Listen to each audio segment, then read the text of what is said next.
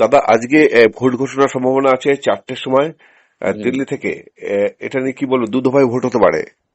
Vote তো ঘোষণার ছিলই, কারণ পাঁচটা রাজ্যে তাদের অ্যাসেম্বলি বা বিধানসভার মেয়াদ উত্তীর্ণ হচ্ছে, তাই জন্যে ভোট ঘোষণা তো ছিলই, তাই হচ্ছে।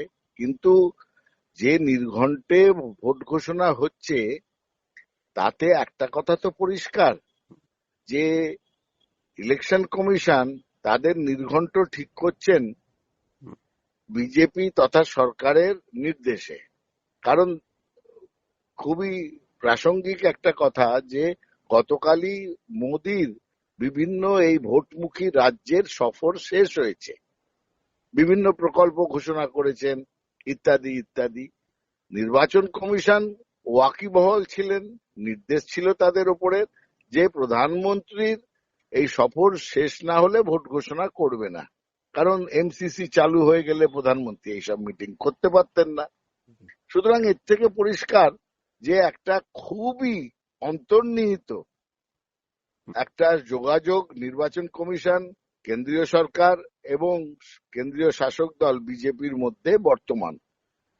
প্রকারান্তরে বলা যায় যে নির্বাচন কমিশন বিজেপির নির্দেশেই সমস্ত কাজকর্ম করছে। সেটা আরেকবার প্রমাণিত হলো যে গতকাল শেষ হয়েছে, আজকেই ভোট ঘোষণা।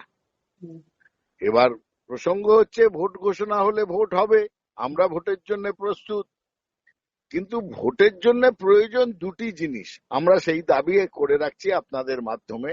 এক, সুপ্রিম কোর্ট যেরকম নির্দেশ দিয়েছেন যে একটা নির্ভুল ভোটার লিস্ট তৈরি করে ফেলতে হবে, যাতে একজন বৈধ ভোটারের নাম বাদ না যায়, সেই দিকটা নির্বাচন কমিশনের দেখার দায়িত্ব।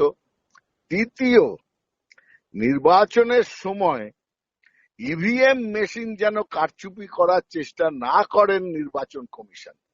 এই বর্তমান নির্বাচন কমিশন যেভাবে ভোটার লিস্ট কারচুপি করার চেষ্টা করেছেন, তাতে আমরা সন্দিগ্ধ, আমাদের একটা আশঙ্কা আছে যে তারা ইভিএম কেও একটা গুরুতর প্রযুক্তিগত গরমিল করানোর চেষ্টা করতে পারে। আমরা সজাগ থাকব, সেটাও সাবধান বাণী দিয়ে রাখছি নির্বাচন কমিশনকে, যে আমরা দেখব যে ইভিএম নিয়ে যাতে কোনো রকম গন্ডগোল পাকাতে না পারে, প্রযুক্তিগতভাবে গরমিল না করতে পারে নির্বাচন।